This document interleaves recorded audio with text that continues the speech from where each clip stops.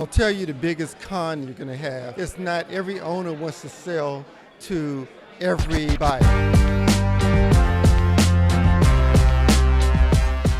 I'm Logan Plaster here at the Sidebar Summit inside the New York Stock Exchange with Roland Owens from August Capital. Good to meet you. Nice to meet you as well. Start by just telling me a little bit about August Capital. What's your thesis? Where do you invest? Our thesis is focusing on lower mid-market companies here in the U.S. They have a long established record.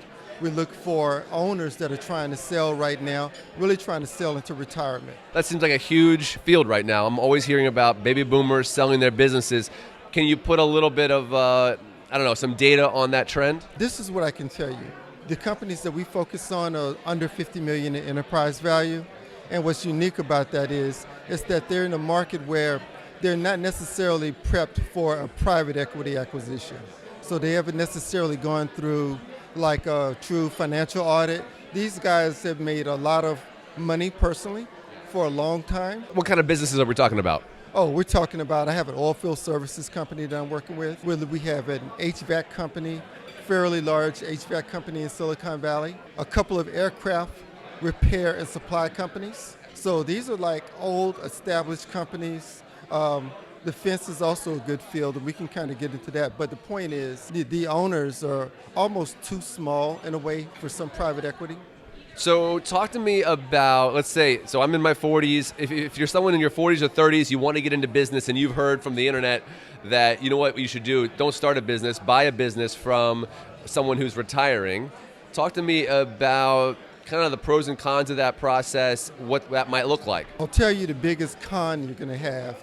It's not every owner wants to sell to every buyer, in the sense that they want managers that can come in and know the business. I'll give you an example. The HVAC company, the guys love me. They love that I structured the deal and made the origination.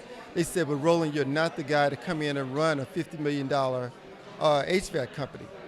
So I think that I'm working with a lot of potential entrepreneurs that don't know the space. And some businesses may be okay with selling to an owner that doesn't necessarily know the business, but you're going to find a lot of owners that are sensitive to you keeping their business alive. They're still small enough such that they want to make sure their employees stay employed for the long term. What I hear you saying is it's personal for these folks. It is personal for a lot of them. I helped run a family business for 13 years, and I know it's, you're discussing the finances around the Thanksgiving Day table. Where do you see this all going in terms of just the aging of the population, and how many businesses are going to need to change hands over the next couple decades? So I'll try to answer your question like this, because we have our investment thesis kind of built around 4 pillars, right?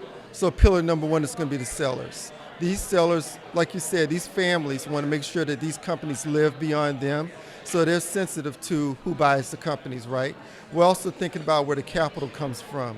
We think they're uniquely positioned for family office money, but the kind of family office money that would traditionally look at private equity or venture capital, but now they said we want an alternative investment.